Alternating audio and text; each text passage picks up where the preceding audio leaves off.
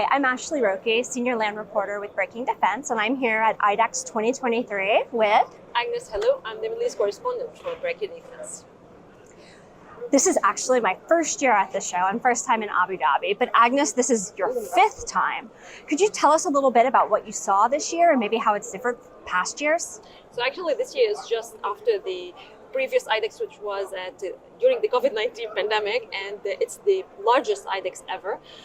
What we know here is that although it's not a very common knowledge that the Russian firms would show up, but they already showed up, and they are down there at IDEX with a huge pavilion for Russian entities and firms, and also for Russian helicopters. Great. And how about some unveilings day one? What did you see? There are many unveilings in here, mainly by the Emirati entity Edge, and most of them are autonomous systems. A very interesting one is there. It's the Genia autonomous system, and it's a fighter autonomous system.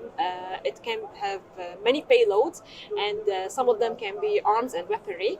Also other cargo drones, including the one that's just behind us. It's called Air Truck, and it was unveiled today. Also Egypt has some unveilings. They unveiled a C5I SR system.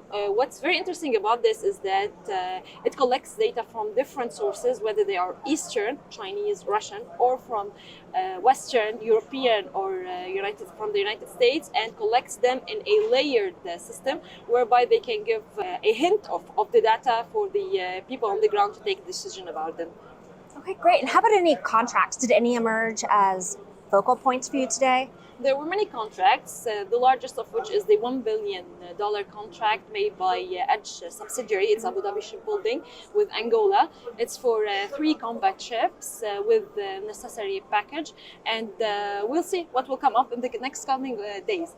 Ashley, as we have heard, also you had an interview with the senior officials from the US. Can you tell us a little bit about that? Yeah, so I sat down for a little bit with State Department official Dan Brown, and he was able to talk about FMS sales in the region. And then he broke a little bit of news when he said the U.S. Abrams tanks headed to Ukraine could come from Army stockpiles. Not sure, they could be produced or stockpiles, more to come on that. And thank you so much for joining us from day one of IDEX 2023. More on day 2 tomorrow. Wait for us.